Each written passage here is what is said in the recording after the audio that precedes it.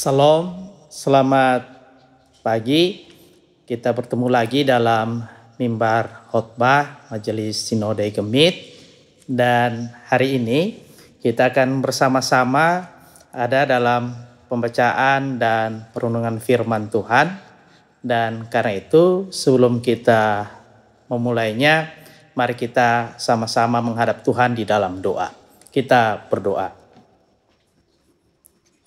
Ya Tuhan Allah, Bapa kami di sorga, Bapa di dalam Tuhan kami Yesus Kristus firman yang hidup. Kami akan membaca dan merenungkan firman-Mu. Karena itu ya Tuhan, sertailah kami dengan roh-Mu yang kudus itu. Sehingga firman-Mu ini menjadi sesuatu yang bermanfaat bagi kami. Dan biarlah hanya hikmat-Mu yang menyertai kami. Amin. Bagian firman Tuhan yang menjadi bacaan kita hari ini terpilih dari surat Yohanes yang kedua, pasalnya yang pertama, ayatnya yang keempat sampai ayatnya yang ke-11. Di bawah perikop, tetaplah di dalam ajaran Kristus. Aku sangat bersukacita karena mendapati bahwa sebagian dari anak-anak hidup dalam kebenaran sesuai dengan perintah yang telah kita terima dari Bapa. Sekarang aku minta kepadamu, Ibu, bukan seolah-olah aku menuliskan perintah baru bagimu, tetapi menurut perintah yang sudah kita miliki sejak semula, supaya kita saling mengasihi. Inilah kasih itu, yaitu kita harus hidup menurut perintahnya. Inilah perintah itu, yaitu kamu harus hidup di dalam kasih, sebagaimana kamu telah dengar sejak semula. Sebab banyak penyesat telah bermunculan di dunia, yang tidak mengaku bahwa Yesus Kristus telah datang sebagai manusia. Itulah si penyesat dan antikristus. Waspadalah, supaya kamu jangan kehilangan apa yang telah kami kerjakan itu, tetapi supaya kamu mendapat upahmu sepenuhnya. Setiap orang yang melangkah terlalu jauh dan tidak tinggal di dalam ajaran Kristus, ia tidak memiliki Allah.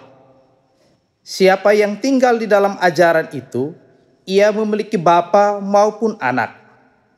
Jikalau seseorang datang kepadamu dan ia tidak membawa ajaran ini, janganlah menerima dia di dalam rumahmu dan janganlah memberi salam kepadanya. Sebab siapa yang memberi salam kepadanya, ia mengambil bagian dalam perbuatannya yang jahat. Demikian firman Tuhan, dan yang berbahagia adalah setiap kita yang mendengar firman Allah dan yang melakukan dalam kehidupan setiap hari. Salam. Bapak, mama, saudara-saudari yang terkasih dalam Tuhan Yesus. Ada banyak cara orang menunjukkan perhatiannya kepada sesama atau orang-orang yang mereka cintai. Terkadang perhatian itu ditunjukkan dengan kepedulian ketika yang mereka cintai itu sakit. Atau juga ada yang memberi perhatian dengan memberikan pertolongan dalam masa kesusahan. Tetapi ada juga perhatian-perhatian kecil yang diberikan di hari-hari kehidupan, sekalipun tidak ada hal-hal yang luar biasa. Tapi perhatian-perhatian itu menjadi begitu nyata. Bicara menyangkut dengan perhatian, maka penulis surat Yohanes yang kedua ini juga memberikan perhatian yang begitu besar kepada jemaatnya. Surat ini dialamatkan kepada sebuah jemaat yang dia sapa dengan sebutan ibu. Ini menunjukkan sebuah hubungan kedekatan yang luar biasa di antara Rasul Yohanes dan jemaat yang dimaksud. Surat ini berisi perhatian yang sangat besar terhadap pergumulan-pergumulan jemaat. Surat ini tentu ditulis karena mereka ada dalam perbedaan jarak atau mereka ada di tempat yang berbeda. Tetapi itu tidak menjadi hambatan, tidak menjadi halangan untuk mereka tetap saling memberikan perhatian satu dengan yang lain. Ya, ketika Yohanes mendengar bahwa ada banyak ajaran-ajaran sesat, ajaran-ajaran palsu yang berkembang di tengah-tengah jemaat yang ia kasihi itu, maka ia pun segera menulis surat ini. Dia menulis surat ini dengan penuh cinta kasih. Dia tidak menginginkan jemaat yang ia kasihi itu menjadi tersesat atau disesatkan oleh pengajar-pengajar palsu. Memang benar bahwa Rasul Yohanes tidak secara spesifik menyebutkan ajaran itu, siapa mereka. Tetapi yang pasti ia menyatakan bahwa ajaran sesat itu adalah ajaran yang tidak mengakui bahwa Tuhan Yesus Kristus telah datang sebagai manusia. Ya, ini bisa berhubungan dengan ajaran Gnostik, bisa juga ke Yudaisme atau ajaran-ajaran lainnya yang berkembang pada masa itu. Namun pasti para penyesat itu telah bekerja dengan sangat keras dan luar biasa untuk menggugah atau mengganggu jemaat-jemaat yang ada di tempat itu. Dalam ayat yang keempat, Rasul Yohanes menyatakan bahwa ia sangat bersukacita karena ia mendapati bahwa sebagian dari anak-anak dalam jemaat itu ada dalam kesetiaan dan hidup dalam kebenaran. Ya. Tetapi juga Bapak Mama, ini menunjukkan bahwa ada pula sebagian yang telah berpaling kepada ajaran-ajaran yang palsu itu. Tetapi Bapak Mama, Rasul Paulus mencoba melihat dari sebuah sisi positif bahwa sekalipun ada begitu banyak hambatan atau ada begitu banyak godaan yang dipakai oleh para pengajar sesat itu, tetapi masih ada yang setia. Dan diharapkan mereka yang setia itu kemudian akan menolong mereka yang lain untuk tetap bertahan, tetapi juga kembali pada pengajaran yang benar. Ya, dalam arti ini Bapak Mama ada beberapa hal yang Rasul Yohanes ingin sampaikan kepada jemaat, tetapi juga kepada kita pada masa kini. Yang pertama, jemaat diingatkan agar mereka berpegang teguh pada pengajaran yang benar yang sudah ada pada mereka. Bukan lagi sebuah ajaran yang baru. Pengajaran yang diajarkan kepada mereka adalah pengajaran yang berasal dari Kristus. Pengajaran yang sejati, yang telah disampaikan oleh para rasul. Jangan mudah terpengaruh oleh bujuk rayu atau iming-iming tertentu yang ditawarkan. Bisa jadi iming-iming itu datang berupa keuntungan-keuntungan ekonomis. Bisa jadi dia datang dalam bentuk tawaran-tawaran mengenai jabatan atau kenikmatan-kenikmatan tertentu. Atau bahkan ajaran palsu itu bisa datang dalam bentuk berbagai ancaman-ancaman yang kemudian membuat jemaat merasa harus bergantung dan berpindah haluan. Semua itu hanya bisa dilawan. Semua itu hanya bisa ditangkal ketika jemaat mengenal dan memiliki kedekatan pribadi dengan sang kebenaran sejati, yaitu Yesus Kristus. Ya, pengenalan yang karib dengan Tuhan sang kebenaran itu dapat menjadi sauh atau jangkar yang kuat. Sehingga sekalipun ombak dan arus kehidupan sangat kencang, ombak dan arus pengajaran sesat begitu kencang, tetapi kapal kehidupan kita atau perahu kehidupan kita itu tidak mudah hanyut. Yang kedua, Rasul Yohanes mau mengingatkan bahwa hidup dalam kasih adalah ciri khas dari kebenaran sejati. Ya, kebenaran yang sejati bukanlah kebenaran yang hanya ada dalam kata-kata, bukan pada kefasihan orang berargumen saja. Ya, tetapi kebenaran yang sejati adalah kebenaran yang hidup dari akta kehidupan yang nyata, yaitu yang nampak dalam karya, yang nampak dalam perbuatan sehari-hari. Dalam hal ini kasih menjadi perwujudan kebenaran iman Kristen. Kebenaran Kristen bukan sekedar tentang bagaimana kita berdoa dan membangun teologi, tetapi juga bagaimana menghidupi teologi tersebut dalam kehidupan hari lepas hari. Menghidupinya dengan mengupayakan keadilan, memperbaiki dan mengupayakan peningkatan mutu kehidupan, entah itu melalui pendidikan, melalui pemberdayaan ekonomi ataupun pengembangan kualitas sumber daya manusia. Itu juga dilakukan dengan bagaimana menjaga komunitas atau menjaga persekutuan tubuh Kristus untuk tetap utuh. Semua ini dilakukan karena kita mengasihi Tuhan dan mengasihi sesama kita. Yang ketiga, Rasul Yohanes mengingatkan jemaat untuk dengan tegas menolak atau bahkan tidak memberikan ruang dan kesempatan kepada para penyesat. Ia dengan jelas mengingatkan bahwa kalau ada pengajar palsu, kalau ada penyesat-penyesat yang datang, maka jangan menerima mereka di rumah. Bahkan juga jangan memberikan salam. Ini bukan tanda permusuhan, ini bukan tanda kebencian, tetapi ini adalah cara yang terbaik untuk menjaga diri, menjaga jemaat, menjaga persekutuan, agar tidak ada kesempatan-kesempatan kepada si jahat. Karena ketika diberikan kesempatan satu kali, maka pasti akan datang kesempatan-kesempatan kedua, ketiga, yang kemudian akan menggerogoti iman dan persekutuan kita. Ya,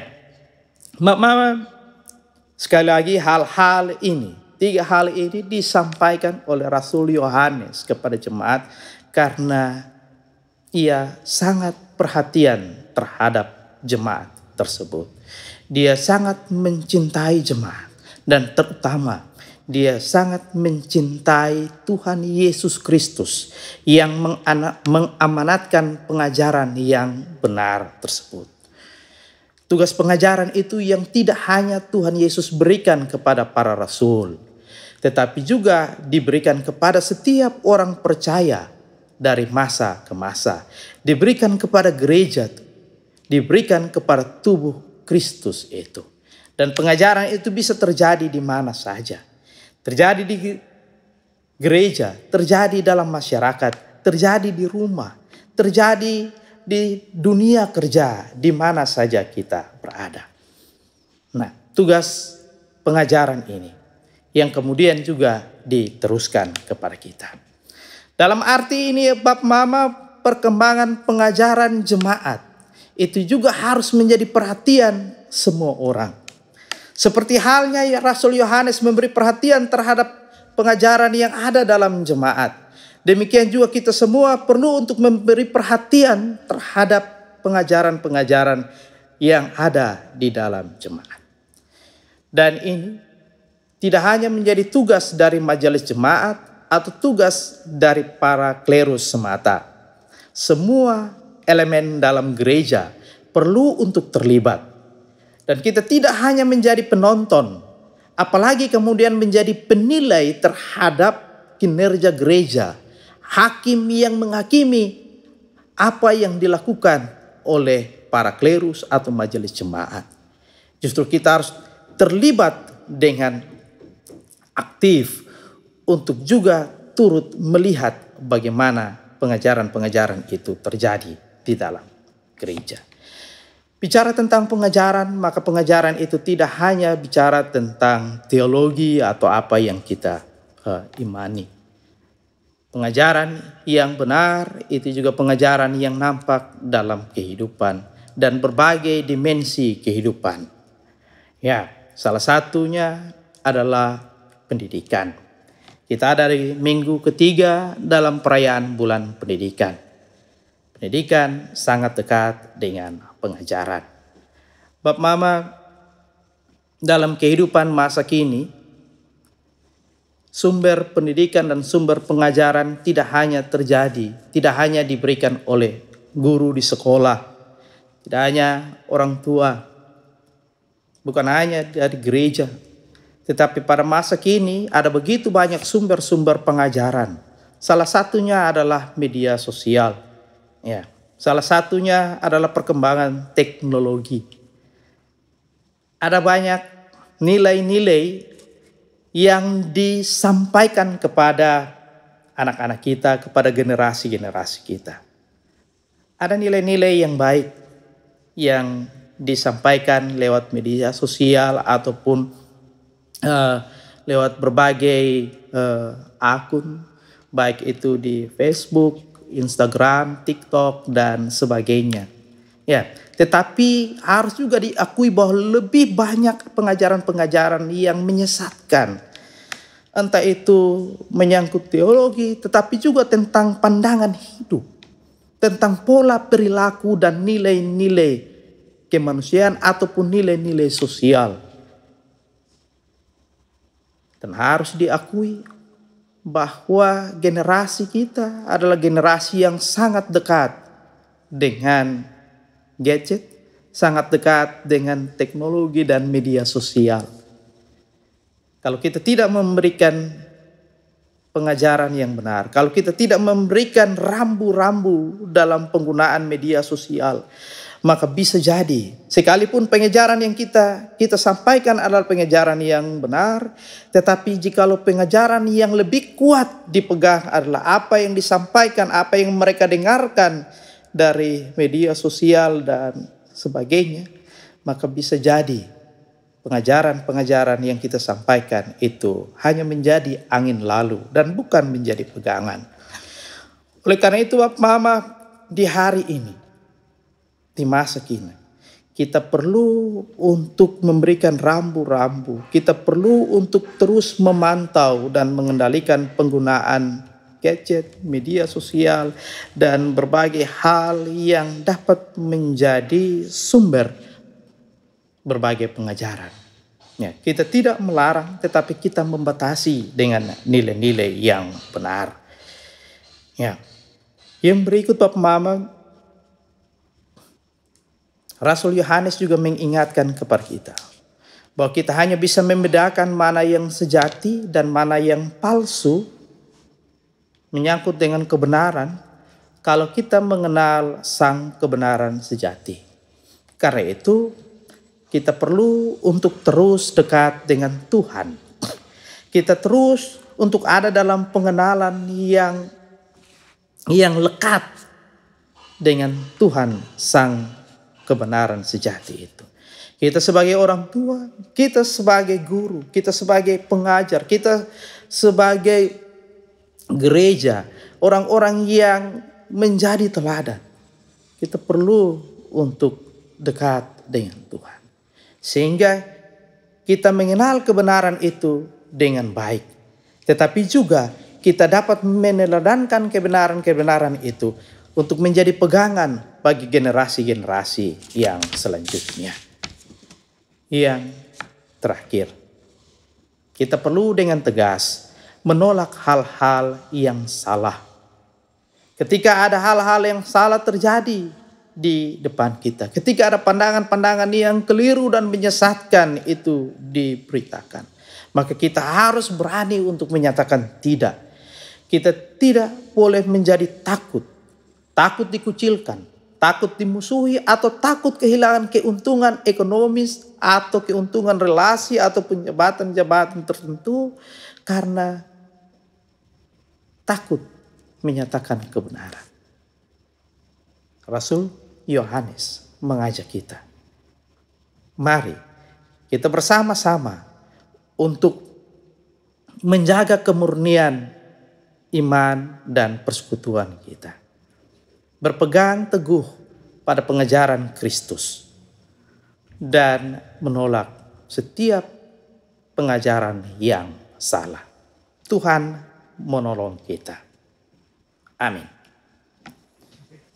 Mari kita sama-sama berdoa.